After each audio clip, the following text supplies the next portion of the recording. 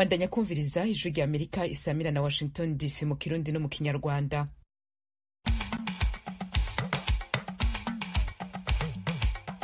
Mwaramutse nshuti bakunze muzindukanye n'ijwi rya Amerika Washington DC, muri kumwe na Diane Nininahazwe. Abari mu Burundi muri ko mutwumva kuri metero 19 na 22, mu Rwanda naho ni 104 n'ibice bitatu vy'ijwi rya Amerika. Amasezerano y'u Burundi n'Uburusiya mu vyo gucukura ubutare bwa uranium ateye impungenge impande zitandukanye zirimwo abashinga amateka mu Burundi n'amashirahamwe yigenga. Bagomba gukora imigambi atavyigwa vyabaye, kandi umugambi nguyu wari umugambi mwiza, umugambi wo gushiraho wo kongereza umuyaga nkuba uravye ingene abarundi bawukeneye. Uyu ni Jean Duimana, n'umuvugizi w'ishamwe Olicom gishinze kurwanya ibiturire n'intwaro ya kamwana wa mama. Ino nkuru iri muzo tugaruka ko handi hatumwe hafi y'amaradiyo yanyu.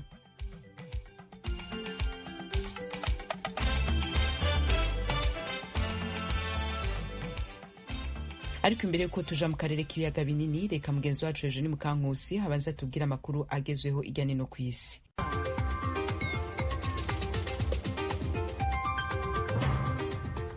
Muri Senegali, ibiganiro ku bibazo bya politiki byatumijwe na Perezida Macky Sall kuri wa kabiri byageze ku bwumvikane busesuye ku itora rya perezida yasubitse ridashobora kuba mbere y'uko manda ye irangira ku itariki ya 2 y'ukwezi kwa 4. Abari muri iyo nama benshi babibwiye ibiro ntaramakuru bya Faransa AFP. Ibiganiro by'iminsi 2 bya Sall byiswe ibiganiro by'igihugu byari bigamije gushyiraho itariki y'itora ryigijwe inyuma. Byanaharaniraga ko umukuru w'igihugu yaguma ku mirimo nyuma y'uko manda ye irangiye kandi akageza igihe umusimbura we ashyiriweho. Imyanzuro y'ibyo biganiro ihabanye n'uburyo abanyepolitiki n'imiryango itagengwa na leta ibona ibintu. Ababo basaba ko itora ryakorwa mbere y'itariki ya 2 y'ukwezi kwa 4. Hari hashyizweho komite ebyiri zo kuganira ku itariki y'itora n'uburyo ibintu bigomba gukorwa nyuma y'itariki ya 2 y'ukwezi kwa 4. Komite ya mbere yaje kwanzura mu buryo busesuye ko itora ridashobora kuba mbere y'itariki ya 2 y'ukwezi kwa 4 nk'uko abari bayirimo bane babibwiye AFP. Komite ya kabiri yaje kumvikana ku buryo bwagutse ishyigikira ko Perezida Sall yaguma ku butegetsi kuzageza umusimbura we amaze kurahira. 6 mu bari bagize iyo komite batashatse ko amazina yabatangazwa babibwiye AFP. Bamwe mu bari mu biganiro basabye ko itora ryakorwa mu kwezi kwa 7. Babibwiye AFP bashingiye ku mpaka zagibwaga, si ku nyandiko iyo ari yo yose. Izo komite zombi zari zasabwe kugeza imyanzuro kuri perezida mu mugoroba kuri wa 2. Nta kigaragaza igihe Sall azafatira icyemezo. Tukivuga ku matora, tujye noneho muri Chad. Ikigo gishinzwe amatora cya Chad kuri wa 2 cyemeje ko itora rya perezida rizakorwa hagati mu kwezi kwa 5 no kwa 6 mu byiciro 2. Amajwi ya mbere yitezwe ku itariki ya 7 z'ukwezi kwa 7 hagendewe ku byo agatsiko k'abasirikare bahiritse ubutegetsi bayoboye inzibacyuho bijeje bijyanye no kugarura ubutegetsi bugendera kuri demokarasi. Abo bayobozi ba gisirikari bari bafashe ubutegetsi muri kudeta yo mu mwaka 2021. Mbere bari bavuze ko bashobora gukoresha amatora mu mezi atarenze 18, ariko nyuma bongera igihe cy'inzibacyuho kugeza ku itariki ya 10 y'ukwezi kwa 10 muri 2024. Mu itangazo ryacyo, ikigo gishinzwe amatora cyagize kiti ni ngombwa ko amatora akorwa mbere y'itariki ya 10 y'ukwezi kwa 10. Nyuma y'itariki igihugu cyagwa mu gihirahiro mu bijyanye n'amategeko. Icyiciro cya mbere cy'itora rya perezida kizaba tariki 6 y'ukwezi kwa 5. Icya kabiri kizaba tariki 22 y'ukwezi kwa 6. Icyo kigo gishinzwe amatora muri Chad cyavuze ko kizatanga urutonde rw'abakandida batoranijwe n'inteko njyanama ku itegeko nshinga tariki 24 z'ukwa 3. Amakuru hirya no hino ku isi tuyakomereze muri Nigeria, aho inyubako yahanutse yahitanye abantu 6. Hari kandi ubwoba ko abandi baba bayihezemo. Amaduka yarimo kubakwa mu majyepfo y'uburasirazuba bwa Nigeria muri leta ya Anambra yaguye mu ijoro ryo kuwa mbere, hapfa abantu byibura 6. Abandi bikekwa ko baba bari munsi y'ibisigazwa by'iyo nyubako nk'uko byavuzwe n'ikigo gishinzwe ubutabazi bw'ibanze. Iyo nyubako y'amaduka arenga 120 yahanutse iherereye mu mujyi wa Onitsha. Byavuzwe kuri uyu wa 2 n'ikigo cy'igihugu gishinzwe ibiza. Ikigo NEMA cyarageze kiti bamwe mu bantu batabawe bajyanywe mu bitaro bitandukanye mu mujyi wa Onitsha kuvurirwayo. Icyo kigo cyakomeje kivuga ko gushakisha abandi baba barusimbutse byatangiye gukorwa.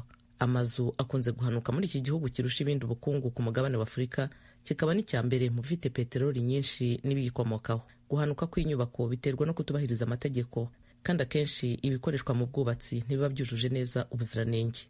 Igihugu cya Guyana kiberamo inama y'abakuru b'ibihugu byo mu birwa bya Karayibe kuri uyu wa kabiri cyakiriye neza itangazo rya Benin rivuga ko yiyemeje gutanga abasirikari 2,000 mu butumwa bw'amahoro bwa ONU muri Haiti. Igihugu gituwe na miliyoni byibura 10. Haiti imaze imyaka irimo imidugararo, harimo uduco dufite intwaro twafashe bimwe mu bice by'igihugu tukanateza urugomo. Ibi byatumye ibikorwa by'ubukungu n'iby'ubuzima bihazaharira. Kuri uyu wa mbere, ambasaderi wa Amerika mu muryango w'abibumbye Linda Thomas Greenfield yatangarije muri iyo nama y'umuryango w'ibihugu byo mu birwa bya Karayibe, Caribbean Community, CARICOM mu magambo ahinnye, ko Benin yifuje kohereza abasirikari 2,000 mu mutwe w'ingabo uhuriweho n'ibihugu ugamije gufasha polisi muri Haiti gusubiza ibintu mu buryo. Ubwo yari i Georgetown mu murwa mukuru wa Guyana muri iyo nama, Thomas Greenfield yabonanye n'abayobozi muri za guverinoma, abakuru b'ibihugu bigize CARICOM n'abahagarariye ibihugu byabo muri ONU ba Leta Zunze Ubumwe za Amerika, Ubwongereza, Canada n'Ubufaransa. Baganiriye uko ibintu byifashe mu bihugu byo mu birwa bya Karayibe, aho ONU ivuga ko 55% by'abaturage bafite ibibazo by'ibiribwa. Mu gitondo cyo kuri wa kabiri, ONU yasabye miliyoni 674 z'amadolari yo gukoresha mu mishinga y'ubutabazi muri Haiti, aho ibibazo bikomeje kuba insobe n'urugomo rw'uduco twitwaje intwaro rukwirakwira. Guyana yatanze inkunga y'amafaranga muri ubwo butumwa, ariko umubare wayo ntiwashyizwe ahagaragara. Ubu iki gihugu nicyo kiri ku mwanya usimburanwaho w'ubuyobozi bwa CARICOM. Tujye noneho mu burasirazuba bwo hagati mu ntara ya Gaza.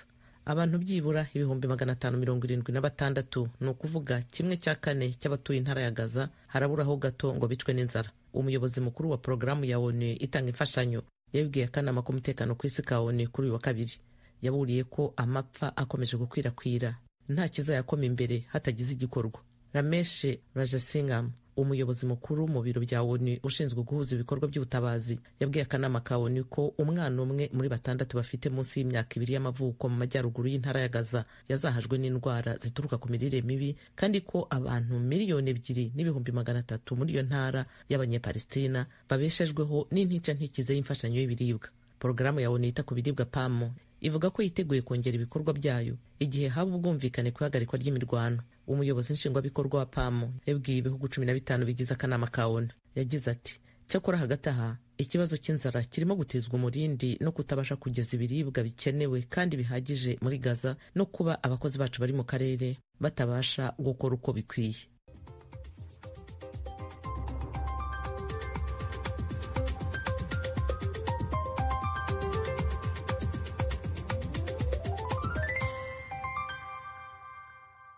Arakoze hejuru ni Mukankusi kuri aya makuru yaduteguriye, akaba hejeje kudushikiriza. Umwumvise n'ayandi mushobora kuyasanga kuri wezi3 akaburungu radio yacu voa.com, adresse ya YouTube yacu, Instagram, Facebook na X ni voa radio yacu. Mukanya ni mu karere k'ibiyaga binini.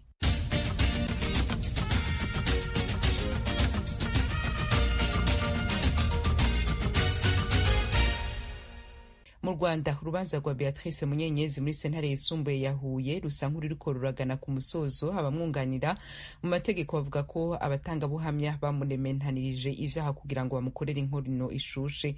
Eric Bagirubusa yateguye ino nkuru. Abanyamategeko Brice Bikotwa na mugenzi we Felicien Gashema bunganira Beatrice Munyenyezi batindanye ijambo rya nyuma ku rubanza burana n'ubushinjacyaha ibyaha bya jenoside. Bavuze ko abatangabuhamya bamushinja ibyaha nyamara batari bamuzi imbere no mu gihe cya jenoside. Bavuga ko abashinja Munyenyezi baranzwe no kuvuguruzanya, kutavugisha ukuri mu nzego z'ubugenzacyaha, mu bushinjacyaha no mu rukiko. Abanyamategeko bakavuga ko ahubwo abashinjuye uwo bunganira barimo Atanaziya Mukamwiza, Alphonsine na Nyiraburiri aribo bavugishije ukuri mu buhamya bwabo. Babwiye urukiko rwisumbuye rwa Huye ko ubushinjacyaha nta shingiro bufite mu kunenga abatangabuhamya bashinjura. Kubirebana n'ubuhamya bw'uwitwa Siriyake Habyarabatuma, abunganira Munyenyezi basaba ko bwazahamana ireme ryabwo. Uyu ushinjura Munyenyezi yarakuriye gendarmerie mu cyahoze ari Butare, akavuga ko bitari gushoboka ko hari umusivile wari guha amabwiriza abasirikare yo kwica abatutsi. Akavuga ko nta na rimwe yabonye Munyenyezi ku mabariyeri mu gihe kivugwa cyo mu mwaka 1994.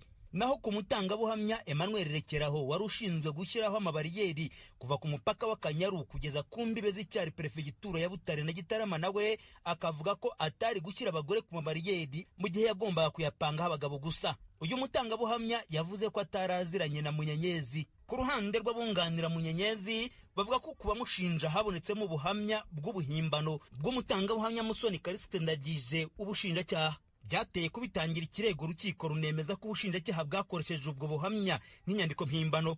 Ku munyamategeko Bikotwa amakuru umutangabuhamya yahaye urukiko yubakiye ku kinyoma icyo yise un témoignage battu sur le mensonge mu rurimi rw'igifaransa.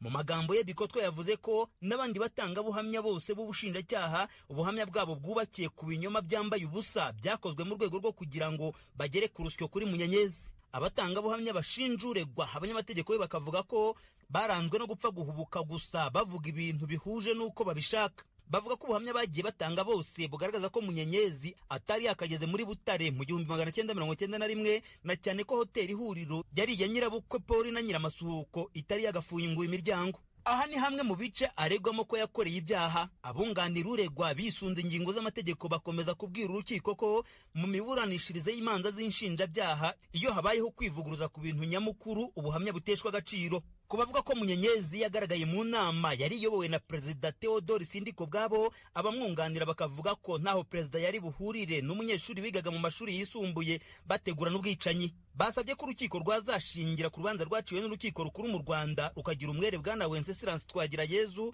mu rubanza yaburanagamo n'ubushinjacyaha ku rwego rwa mbere. Aba banyamategeko babwiye umucamanza ukuriye inteko iburanisha ko bashingiye ku kuba abatangabuhamya badahuza mu mvugo zabo ari ikimenyetso gikomeye kigaragaza ko Munyenyezi ntaho ahuriye n'ibikorwa bigize ibyaha ashinjwa n'ubushinjacyaha. Basabye ko mu gihe urukiko ruzaba rwiherereye ruca urubanza rwazashingira ku rubanza rwaciwe n'inkiko z'u Rwanda. Urwo rwahamije abagera kuri 40 ibyaha bya jenoside bakoreye i Butare. Bavuga ko muri abo ntaho izina rya Munyenyezi ryigeze rigaragara cyangwa ryumvikana. Mwiburanisha riheruka ubwo yagiraga icyo avuga ku byaha aregwa, Beatrice Munyenyezi yabwiye urukiko ko icyaha ari gatozi kandi ko atagombye kuzira ibyaha byaba byarakozwe nabo mu muryango yashatsemo. Ni umukazana wa Paul na Nyiramasuhuko yahoze ari minisitiri w'umuryango ku ngoma y'abatabazi. Inkiko za Arusha zamuhamije ibyaha bya jenoside zimukatira gufunga imyaka 47. Ni mu gihe umugabo wa Munyenyezi Arsene Shalom ntaho bari nawe yahanishijwe gufunga imyaka 25 ku byaha bya jenoside. Leta Zunze Ubumwe za Amerika mu mwaka wa 2021 yamwirukanye ku butaka bwayo nyuma yo gusanga yaratanze amakuru atarimo ukuri kubinjira n'abasohoka. Ibyaha aregwa bikekwa ko yabikoreye mu cyahoze ari prefegitura ya Butare. Arabihakana akavuga ko bishingiye ku nyungu za politiki. Umucamanza yatangaje ko apfundikira urubanza kuri uyu wa gatatu niba nta gihindutse. Bagira usajwi rya Amerika i Nyanza mu majyepfo y'u Rwanda. Voice of America, ijwi rya Amerika rihuza abantu diaspora. Ijwi rya Amerika, ingingo yo gucukura ubutare bwa uranium mu Burundi buzohingurwamwo umuyaga nkuba bikozwe n'ishamwe ry'Abarusiya nk'uko biri mu masezerano aherutse guterwa ko igikumu hagati y'ibihugu vyompi, nivugwa ko rumwe haba mu bagize inama nshingamateka ndetse n'amashirahamwe adaharanira inyungu za politike mu Burundi. Ibindi kuri no nkuru na Thierry Ndayishimiye ari Kigali mu Rwanda. Amasezerano yo kwimba ubutare yaramaze gutegwa kw'igikumu nk'uko ubushikiranganje mu byo bujejwe harimo ubutare n'agataka buherutse kubishikiriza inama nshingamateka y'u Burundi kugira ngo yemezwe. Ari mu nama nshingamateka mu kwezi guheze, umushikiranganje ajejwe ubutare n'agataka Engineer Ibrahim Uwizeye yashikirije ko ubwo butare buzofasha mu kuronka umuyaga nkuba urengeje ukwiye mu gihugu. Nukugira turabuka ubuntu twokoresha ayo masoko ntanga nguvu nkomoko ku butare kugira ngo turabe ko ejo tworonka umuyaga nkuba woza kudufasha muri iki gihugu cyacu. Ikindi nuko uyo muyaga nkuba uzoca unafasha mu kwimba ubutare bwa nikele n'ubundi butunzi buri munsi y'agataka Uburundi bufise. Aha berekanye ko impamvu butahora bwimbwa ari uko ata muyaga nkuba ukwiye Uburundi bwari bufise. Yamara kandi umushikiranganje yasiguye ko Uburundi budafise uburenganzira bwo kwimba ubutare nk'uko amasezerano mpuzamakungu abigena. Nuko amategeko bwa mbere ntiyarahari aturekuriye adaboto twari turi no muri agence internationale. Byumvikana yuko umenga ahubwo tugiye ariko twaba duteye umutekano muke muri Suriya. Umuyaga nkuba utegekanywa gutangwa n'iyo sosiyete y'Abarusiya izoza kwimba ubutare bwa uranium uzoba uri ku rugero rwa megawate 50, 100 n'amajana 250 nk'uko byatangajwe n'umushikiranganje abijejwe. Yerekanye ko impungenge z'uko abo Barusiya bashobora gufata ubwo butare bakabukuramwo ibindi bikoresho bitemewe n'amategeko ko bizokurikiranirwa hafi. Yamara naho biruko harimo impungenge nyinshi kuri abo barusiya bazoza kwimba ubwo butare mu Burundi zerekanywe n'abashingamateka. Izo nazo zirimo kuba ubutare bwo mu rugero rwo hejuru, mbere bashobora kubutwara bakabasigira ubutare bwo mu rugero rwo hasi, kuko Burundi butabanje kwiga no kumenya ubutare buri mu bibanza bizwi ko birimwo ubutare uko bungana. Ubwo ntitwoba twihuse kugira ano masezerano tutaramenya urugero rw'ubutare twoba dufise, kuko kenshi mu gihe muje hano iyo muriko muvuga ubutare igihugu gifise nubwo butarashobora gucukugwa, muhora mugereranya amatoni mwibaza yo bari mu gataka ka kino gihugu. Kumengo bagiye bimba batwara, none munsi umenge inyishu ntiraboneka neza. None ubwo aha hoho ntibazoza bakimba batwara abo bafise izo autorisation. Ikindi abashingamateka babajijwe ni ukuba Burundi bwiteguye gukingira ubuzima bw'abanyagihugu, kuko guhingura ubutare bishobora guteza indwara zitandukanye zirimo na kanseri. Abashingamateka bonyene berekana impungenge ziri mu masezerano yatewe ko igikumu hagati y'ivyo bihugu byombi. Uyu ni Jean Duwimana, umuvugizi w'ishirahamwe Oricom. Bagomba gukora imigambi atavyigwa vyabaye, kandi umugambi nguyu wari umugambi mwiza, umugambi wo gushiraho wo kongereza umuyaga nkuba uravye ingene abarundi bawukeneye. Ibintu birimwo igipfungu vyama birangwa no kudashoboka gusigurwa. Ku vy'ukuri biraboneka ko harimo igipfungu cishi rero, kuko ntushobora kuzana ikintu abanyagihugu badashobora kumva. Jean Duwimana anavuga kuko kwimba ubutare bigatanga inyungu ku Burundi bitizewe neza, kuko hari n'ayandi mashirahamwe yo mu bihugu mvamakungu yagiye aza kubikora, ariko bikaboneka ko hari izindi nyungu bari babifisemwo. Uku niko abisigura. Icamwe Oricom dufise amakenga menshi, kuko hariho amasosiyete menshi yaza hanyuma akimba aya n'ayatwaye ivu mu ndege kugira ngo avuga ngo agiye gupima ivu, mugabo ku vy'ukuri ivu murazi ko riba riri kumwe n'ubwo butari nyene baba ariko baracukura. Ishirahamwe Oricom gishinze kurwanya ibiturire n'abasesagura amatungo ya leta, aha niho rihera ryerekana ko mu gihe cose ibikorwa bizotangura hari bitarasobanuka neza, ariho hashobora kwibonekeza ikibazo gisanzwe caramunze Burundi co kuba hari akagwi k'abantu kazokwihagira umutungo uzova muri ubwo butare bigaherera mu masezerano gusa. Gushika ubu ibihugu vyemerewe guhingura ubutare bukungahaye ni 6 kw'isi hose. Ivyo n'Uburusiya, Ubufaransa, Canada, Ubuyapani n'Ubwongereza hamwe na Leta Zunze Ubumwe za Amerika. Uburundi bukaba bwisunze igihugu c'Uburusiya kuko butemerewe kwimba no guhingura ubutare. Bamwe mu bavugira abanyagihugu mu Burundi bavuga ko biramutse bikozwe neza uyo muyaga nkuba ukaboneka yoba ari inkuru nziza ku Burundi mu bijanye n'iterambere. Thierry Ndayishimiye, Ijwi ry'Amerika, Kigali. Muri Republika ya Demokarasi ya Kongo, impunzi ziri mu ikambi ya Burengo zivuga ko imfashanyo zihabwa n'ishami rya ONU ryitaho ibiribwa ku isi PAM zidakwiye. Iyo kambi iribamwo impunzi zigera ku 120 zavuye muri territoire ya Rucuru na Masisi, iri mu birometero hafi 27 uvuye mu gisagara ca Goma, ni hafi y'agace ka Sake kaberamwo ingwano. Umwe mu bayibamwo, Johnson Hagumimana Rugiriki, yavuganye na Venuste Nshimiyimana amubwira uko vyifashe. Muri Burengo turaho ngaho turi kubona umusada guvuye kuri PAME, usibye ko ubwoba ni bwinshi cyane, baduteraga amabombe gakagwa mu nkengero z'inkambi. Ubwo tubayeho dufite ubwoba bwinshi kuko imirwano ziri hafi y'umuji wa Sake. Yego, ariko aho ngaho mu nkambi mufite ababarinda, nta basirikare bahari? Nta basirikari baturinda, abasirikari tubabona bari kunyura mu muhanda bari kuja iyi ntambariri, ariko hari abapolisi bagera muri 15 nibo usanga barinze nk'abantu barenga 100,000 impunzi. Ariko ikubyerekeye ibyo gufungura n'imibereho byifashe gute? Byifungura PAME niyo igerageza, ariko nayo umusada gwitanga ugasanga ntahiri kuwutanga mu buryo bukwiye, kuko usangaga umusada gwiri gutanga ari muke cyane biturukanye n'umubare gw'impunzi zihari.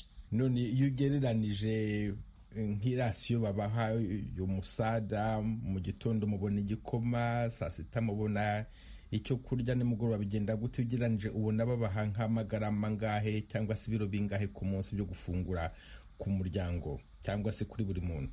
Kuri buri umuryango, kuko umuryango uba ugizwe n'abantu benshi, hari ibintu byo bise amataye.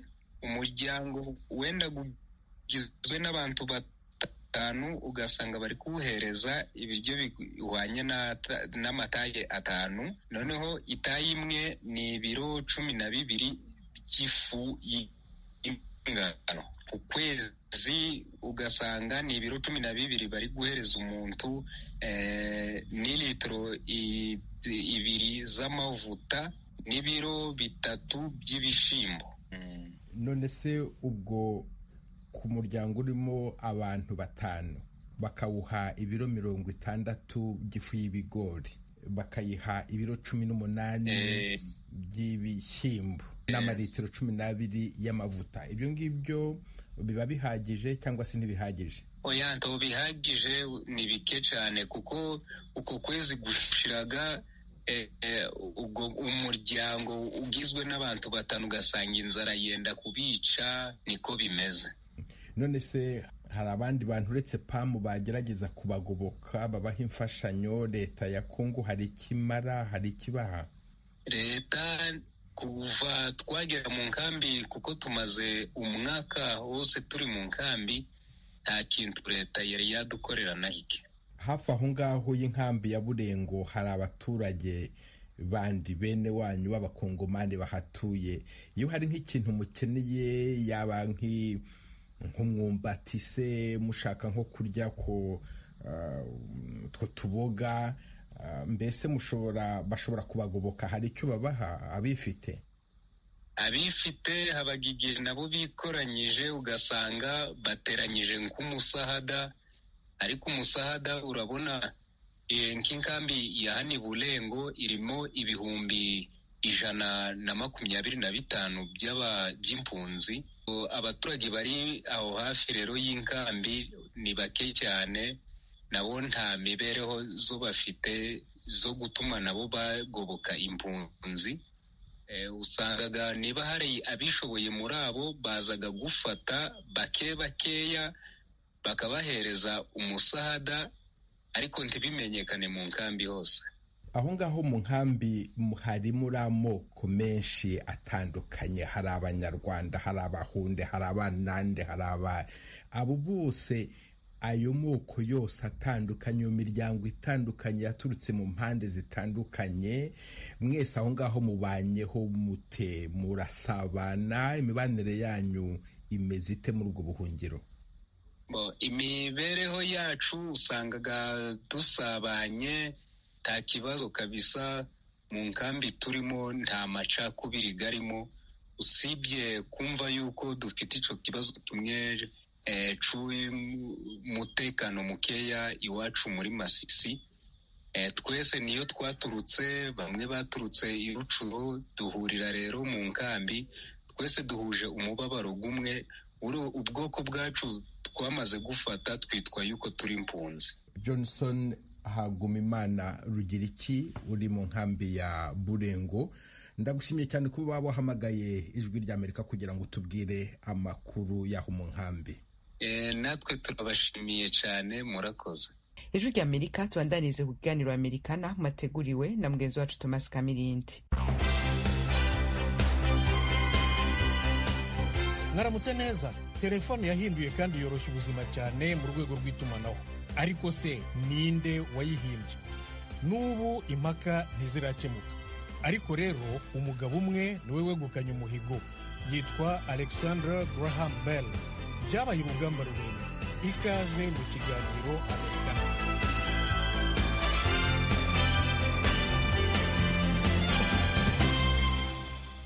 Alexander Bell yavutse mu 1847 mu mujyi wa Edinburgh, umurwa mukuru wa Ecosse, kimwe mu bihugu byigenga bigize ingoma yitwa United Kingdom, irimo n'Ubwongereza, Pays de Galles cyangwa se Wales mu Cyongereza, na Ireland ya ruguru. Bell n'umuryango we bimukiye muri Leta Zunze Ubumwe za Amerika mu 1871. Bagiye gutura mu mujyi wa Boston, umurwa mukuru wa leta ya Massachusetts mu burasirazuba bw'igihugu. Muri uwo mwaka Bell yatangiye gukora ubushakashatsi ku kintu cyatuma ijwi ry'umuntu ryagera ku wundi uri kure. Mu 1875 we n'uwo bari bafatanyije witwa Thomas Watson bashoboye gukora icyuma gihindura amashanyarazi mo amajwi.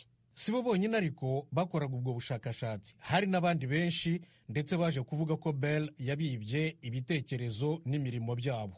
Abashakashatsi bamwe bemeza ko Bell yaba yarihuse abasigaho nk'isaha imwe cyangwa ebyiri ku itariki ya 14 y'ukwezi kwa kabiri 1876, abatanga gushyikiriza ibyangombwa bisabwa mu rwego rw'igihugu rutanga ibyemezo ku byavumbuwe, United States Patent Office mu Cyongereza, ruri i Washington DC, umurwa mukuru wa Leta Zunze Ubumwe za Amerika. Uhawe bene iki cyemezo niwe wenyine ugira uburenganzira kuri uwo mutungo bwite mu by'ubwenge no ku bucuruzi bwawo. Bell yabonye icyo cyemezo US Patent numero 174465 ku itariki ya 7 y'ukwa gatatu 1876.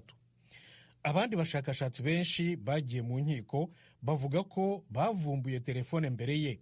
Muri rusange Bell yaburanye imanza byibura 600 z'abavugaga ko bamutanze kuvumbura telefone. Mu 1887 ndetse guverinoma ya Leta Zunze Ubumwe za Amerika nayo yabyinjiyemo ishaka kumwambura icyemezo yari yaramuhaye. Byose byarakururanye bigera mu rukiko rw'ikirenga rw'igihugu. Rwakemuye impaka zose ku itariki ya 19 y'ukwa gatatu 1888, rwemeza burundu ko Alexander Graham Bell ari we wahimbye telefone. Nyamara kugeza n'ubu impaka ntizirakemuka, ziracyakururana. Hari abakibyandikaho ibitabo cyangwa inkuru mu binyamakuru bibaza niba koko ari Bell wahimbye telefone.